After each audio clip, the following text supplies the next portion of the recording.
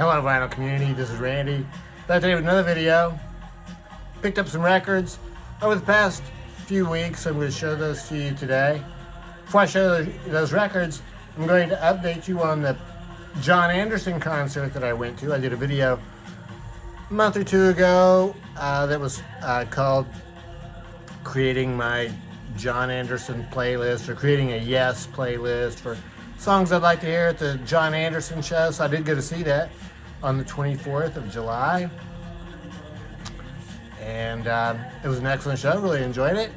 It opened with Carl Palmer from Emerson, Lake and Palmer, the drummer from Emerson, Lake and Palmer. He had a band, which was a guitar player and a bass player. And they played along with some video of, I guess, one of the last ELP concerts. And they did a few songs that were just themselves live without the, I guess you'd call it the tape music of ELP. So it was entertaining. I would have rather seen just without the tape stuff at all. The band, the two other guys were both really good. Fantastic, really. I mean, fantastic bass player and guitar player, and the guitar player sang. So it would have been fine with me if they just done the ELP songs themselves. They did one ELP song. They did one, I think, that might have been an original. And then for some of it, Carl Palmer just played along with video. And it wasn't like, high-tech holograms or anything. It was just video of ELP. So, that was fine. It was good. Yes was really good, though. Or John Anderson was really good. He was playing with a band called the Band Geeks, which was, my understanding is that they were basically a cover band that covered a lot of classic rock, and I guess John Anderson heard them playing some Yes songs, and so they got together and toured in 2023, and evidently that went pretty well, so they're doing it again now. It was really excellent. They started out with, they didn't start with I've Seen All Good People. That's what I thought they might start with, but it wasn't. But it was another song from that album. It was, of course I can't think of what it was right now, but if I think of what it was, I'll tell you. They did a lot of good Yes songs that I would expect to hear. I think they're mostly focusing on the early 70s albums, Fragile, Close to the Edge. They did play Owner of a Lonely Heart, and they might have played another one. They also played a couple songs that evidently they're going to have an album of their own coming out in August. This month, I guess. I guess it'll be called John Anderson and the Band Geeks. So they played a couple songs from that. Sounding good. So it was a good show. So I got a poster when I was there. I like the posters that have the actual day of the show. I'm going to turn this music up just for a second because I'm going to talk about it here in just a minute. Just to these vocals.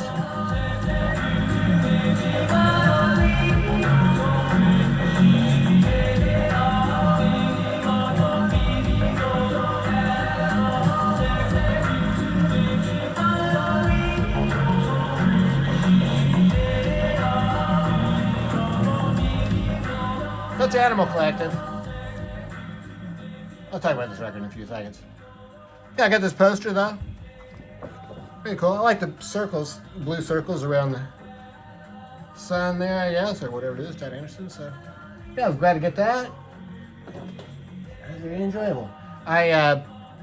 Saturday night, I went to the Jerry Garcia birthday celebration at the Basement East here in Nashville. Also, a good show. That's the third one. It might be the fourth one of those I've been to. And they've always been good.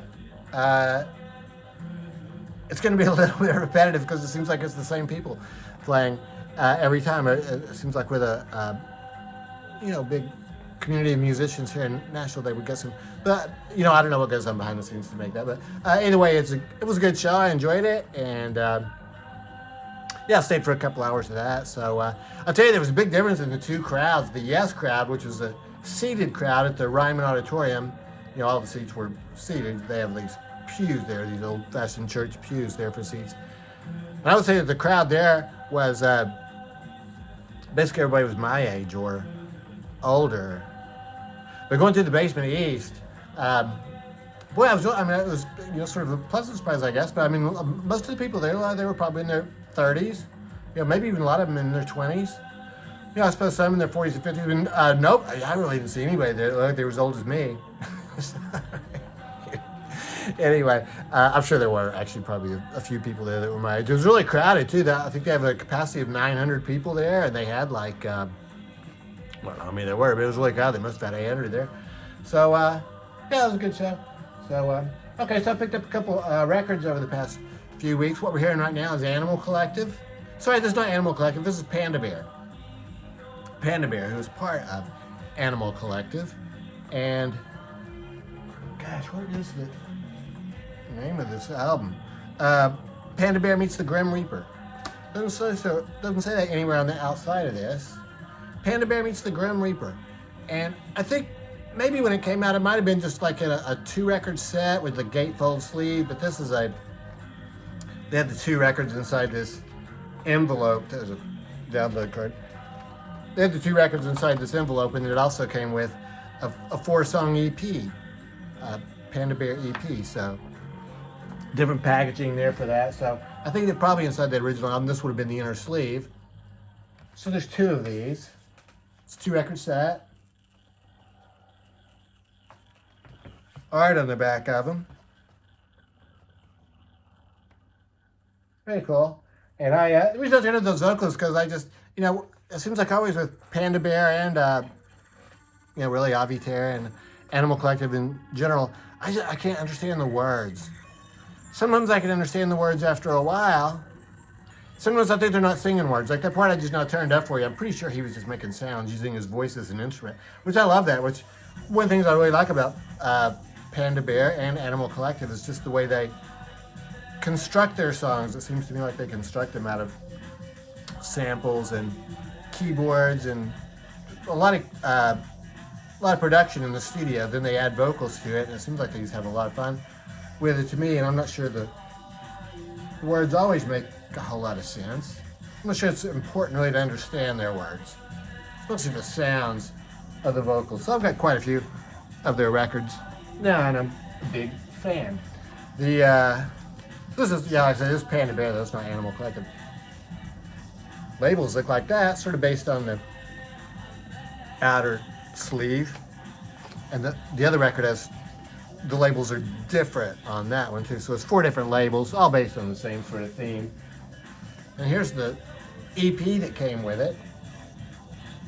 The main song on here is called Mr. Noah, and that song is on the album too. There's 3 other songs, Faces in the Crowd, Untying the Knot, and This Side of Paradise.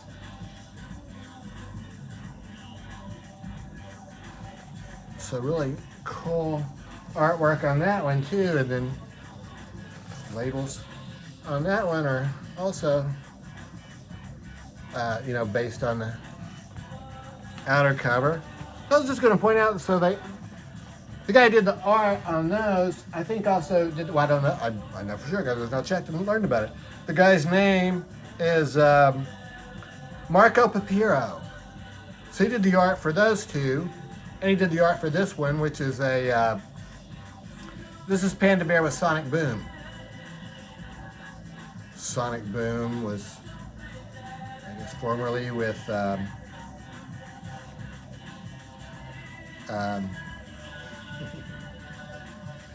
band from England that I can't think of the name of now, but if I think of it, I'll tell you. So they made this album in, I think this came out in 2022 on Domino Records, so using the same. It looks to me pretty like, it's the same artist, which it is, Marco Piro. And Spaceman 3. Spaceman 3 is the name of the band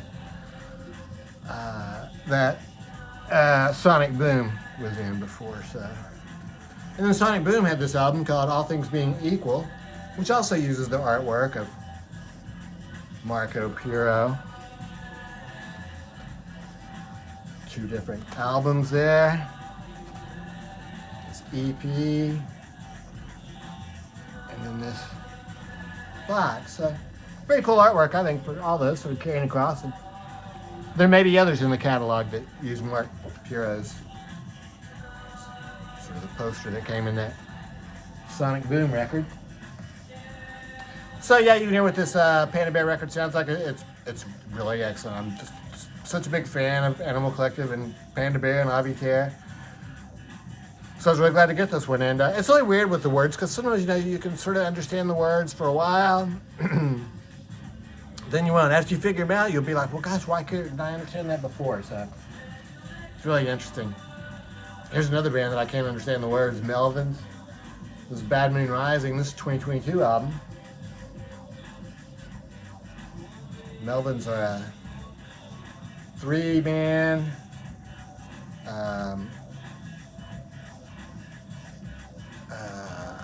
is it death metal or grunge? I think they started out from up there in Washington, but I think they're based in the LA area now, Los Angeles area. And King Buzzo on guitar and vocals, Del Crover on drums, vocals, and percussion. I think those are the 2 consistent members. I think Del Crover plays bass sometimes. But now, and I think for a couple albums, Stephen McDonald is doing bass and vocals. Stephen McDonald was the guy from Red Cross. He and his brother were in Red Cross. So I guess Red Cross is not currently active, or they'll be both at once, or whatever. Melvins, Bad Moon Rising. This is a single record from 1992 on Amphetamine Reptile Records. And yeah, this is really good. This is about like my 4th Melvins record. I think this is probably my favorite one. This is the most melodic of the ones that I've gotten. There's one song that I think it's the 3rd song on side B. Hammering. I'm not sure that's it. Almost sounds like it could be like a Martha Hoople song or something. This sounds kind of funky, you know. Most of it's really heavy. And also on the first song on this album, Mr. Dog is Totally Right, Dylan Carlson from Earth plays guitar. So yeah, that sounds really excellent. Lemon Twigs. Got this Lemon Twigs record. Lemon Twigs are a band that when I first heard their name, I was just like, yeah, this just one of the most fantastic band names I've ever heard of. I like that band already, even though I hadn't heard their music. So lately, this was 3 or 4 years ago, I never got around to listening to their music. And lately, I've been listening to their most recent album on YouTube Music, which I can't think what the name of that is now, but it is really good. Really fantastic. It's like jangle pop, sort of has a sort of a Brit pop sound, or even like a 60s English, you know, British invasion sound. Really excellent. Excellent pop music. I got this because this is what the store had. This one from 2015, I think. This is their 2nd album. It's on 4AD Records. It's kind of surprising because they don't sound like a 4AD band. When I think of 4AD, I think of a band like Dead Can Dance or This Mortal Coil. It's almost sort of an ambient type feel, but these, like I say, they are. It's like pop music and certain maybe like some Baroque pop, a little bit of psychedelia, and some Beatles harmonies. Todd Rundgren appears on this album on a couple of songs, and some of it sounds like it could be Todd Rundgren from this early 70s area. Their vocals really sound kind of like Todd.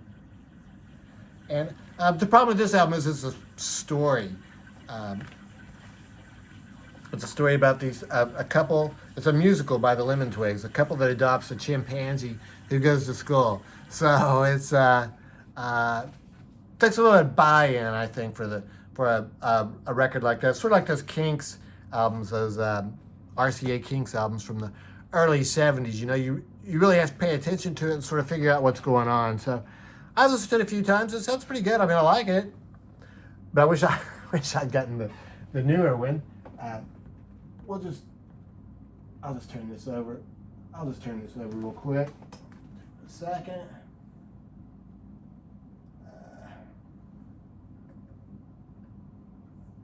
So we're actually going to side 1 on this record now. I started with side 2 because I wanted to hear that second song. So this is side 1 of Panda Bear.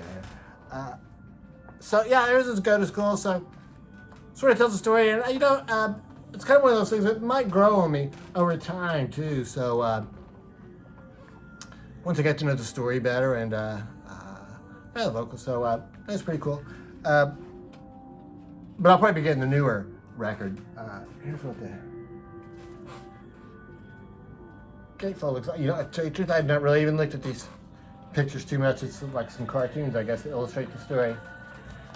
Here are the Lemon Twigs. They are two brothers from Long Island. And then there's two other people in the band now, but the two other people seem like they are not necessarily really... These are the two guys. So very cool. I think the cool thing I like about them is they look like they want to be rock stars. I think they were pretty young when they recorded this, like in their early teens. And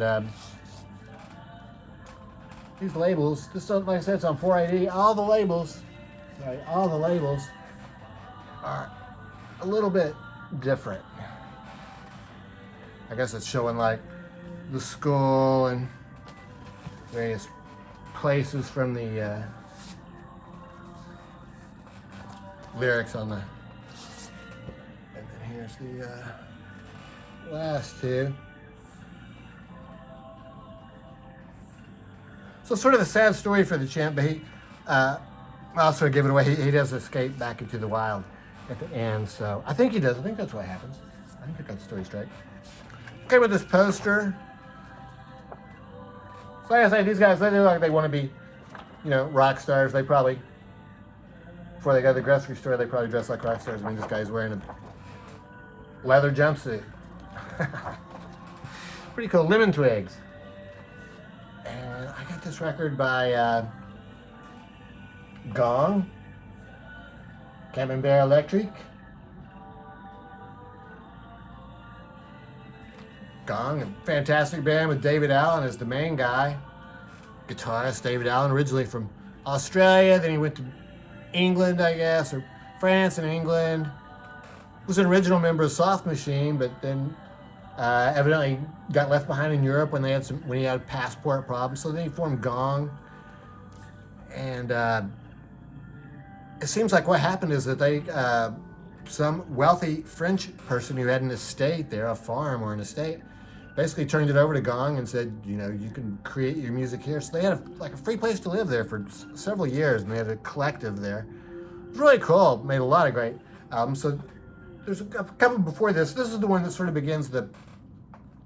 They have a 3-album trilogy after this that tells the whole story of the planet Gong, the Piehead Pixies who come here to Earth.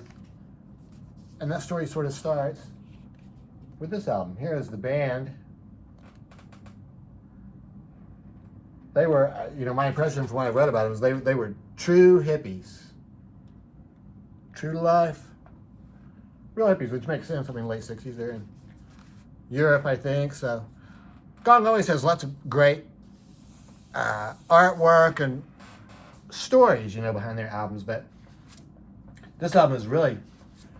I'm wondering if maybe this was like, well, I don't know, I guess this is the art that came with it originally. Thought maybe it might have been Inner Sleeves, but it's only one record. It was only one record originally, so. So sort of the lyrics, and it also sort of guides you along in the story with that artwork there.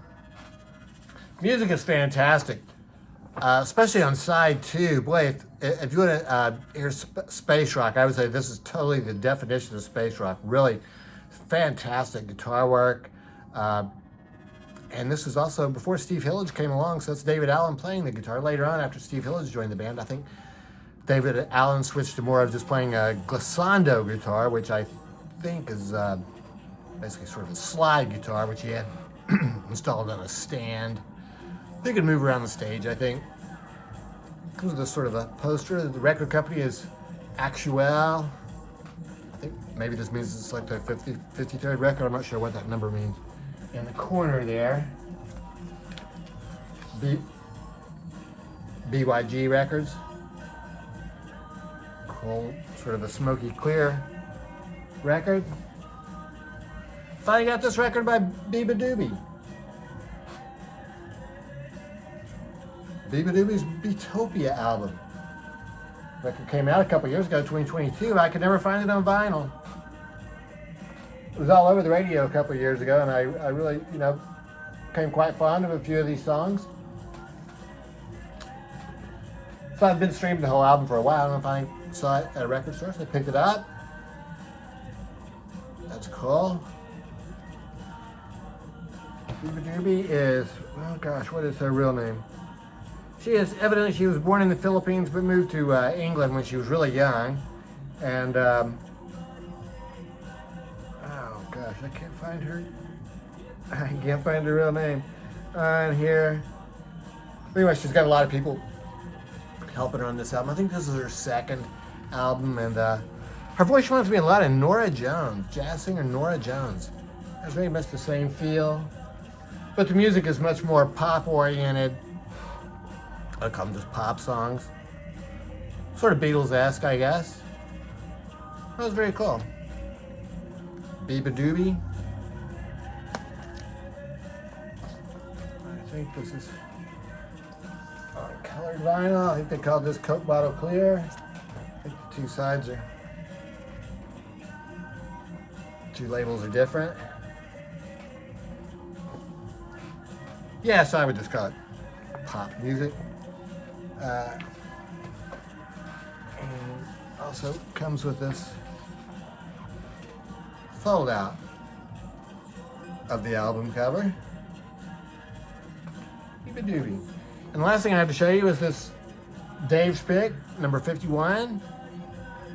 Dave's Picks is a series of live albums that the Grateful Dead are releasing, live CDs. Usually 3 CDs in each one of these wallets that they send to you. This one is April 13th, 1971. The series started in 1994 when Dick Latvala, the original Grateful Dead tape archivist, started the series. Dick's Picks. I think that went through 35 or 36 volumes. Dick died in 2000, but I think about 2000. They carried on with it for a while. They dropped it. They did another series for a while called Road Trips, where they would also be 3 CD packages, but they would combine maybe the highlights from 2 or 3 shows on a particular show. Did that for about 3 years, but I think the Deadheads really do not like that. They really want the entire show. So they went back to Dave's Picks in, 51 volumes ago. They did 4 years, so it must have been about 13 years ago. And yeah, this is Scranton Catholic Youth Center, April 13th, 1971. This was a date when they had been playing up in New York. They in April of 71 in New York City. They played several shows there at the Fillmore East and toured around, I think, in New York and Pennsylvania there a little bit. So they had this show at the Scranton Catholic Youth Center in Scranton, PA. I think they were actually looking for smaller places to play. It doesn't tell me how small the Catholic Youth Center is.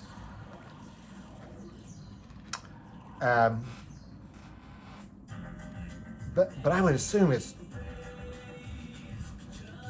a smaller theater, you know, surely not 10,000 people. Here's one of these reviews, which they sort of made a habit, it seems like, in these Dave's Picks Dave's Picks CDs that they issue, of putting a negative review. This review was really the Dead followed with what was supposed to have been 2.5 hours of music. However, myriad technical problems, which caused them to readjust their instruments after each song. I don't know, just goes on there. But anyway, it's a negative review. And he doesn't even know the band members' names. He doesn't know who they are. So that's interesting review. Yeah, I was glad to get this one. This was actually a very short show there, and they finished at the end of CD number 2. It only takes about 1.5 CDs. They finish up a show that they'd started on a previous Dave's Pick from St. Louis from 1970. And then for disc number 3, it's most of the second set from Pittsburgh the night before. So you get a lot of different stuff on here, and I guess one drawback is that there's 3 versions of Casey Jones on here. All three of these clips that they picked had Casey Jones included in them. I think maybe you also get, you get 2 Sugar Magnolias, 2 trackings. It's a little bit of repeating on this, but it's all good. Some cool announcement at the end of this when they get through playing in Pittsburgh. They're ending with "Turn on Your Love Light," and it's only like 11 minutes long, which Pigpen usually sings that for 18 to 20 minutes. And Jerry ends up by saying, "We've got to go," and the announcer comes out and for some reason decides to say something like, the Dead have to play in Pittsburgh, have to play in Scranton tomorrow night, so they have to get out of here so they can get some rest or something like that. I can't remember the exact words. So then the Grateful Dead's manager steps up to the microphone, John Cutler, and it's really cool. He says, what do you say? When we started tonight, they told us we had to quit at 11, and we talked them in. We managed to keep on playing until 11:40, but we're not stopping. The only reason we're stopping is because the venue's making us stop. We're not tired. So I just thought that was very funny. And I don't know, sort of, John Cutler, I think, was their manager who, evidently these rock bands back then in the 70s, they had to have a manager. I guess like Peter Grant with Led Zeppelin, they had to have a manager who would take care of them. So I guess he did. So anyway, that's the records I have to show you this time. Let me know what you think about these records. And I guess that's it. I hope everybody's doing well. Thanks for watching.